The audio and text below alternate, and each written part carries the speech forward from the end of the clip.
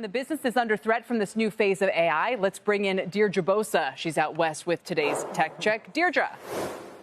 Hey, Kelly, that was a great interview. And, you know, every company that may be threatened by generative AI finds a way to say that they're going to harness it. And I think that the Duolingo CEO did just that. What he was talking about, though, felt more like an argument in the chatbot era. And this week, with the OpenAI demo with Project Astra at Google I/O, we're moving into this era of agents. So when he says that one of the most important things is conversational language learning, that's exactly what these agents do. You can interrupt them. And I think that they can emote, they can rationalize. So I think that that's a huge difference from what he says that we have seen over the last, I think he said 8 years with Google Translate. A lot of that capability we've already had, but what you're seeing on your screen right now is, you know, more of a tutor, someone who can respond to you in real time. And I think that that is a big shift, certainly, you know, a lot that they will have to confront in this new model with this new generative AI. I'll also just say that Duolingo has held up, you know, a little better than some of the other public ed tech companies. You look at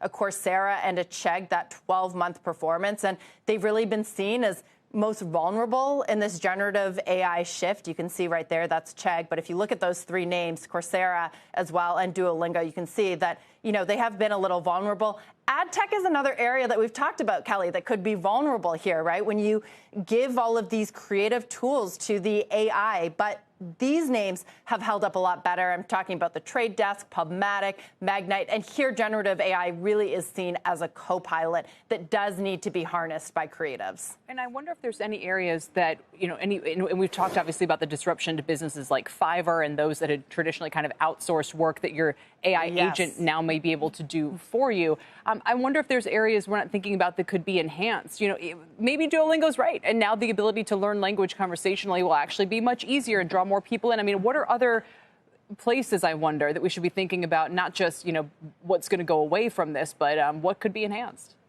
You hit on one of the most relevant conversations, especially that's being had here in Silicon Valley over the last 12, 18 months, ever since we saw ChatGPT. This idea that in the long run, this is going to lead to more jobs, not less, better skilled jobs, upskilling by the workforce. But I think in these early stages, Kelly, we're still seeing that shake out. And maybe at the beginning, we thought that chatbots would eliminate blue-collar workers. What we've seen so far is white-collar workers, right? It gives people the ability to code. So maybe it's leading to less junior engineers to make way for the really expensive talent that are AI scientists, data scientists.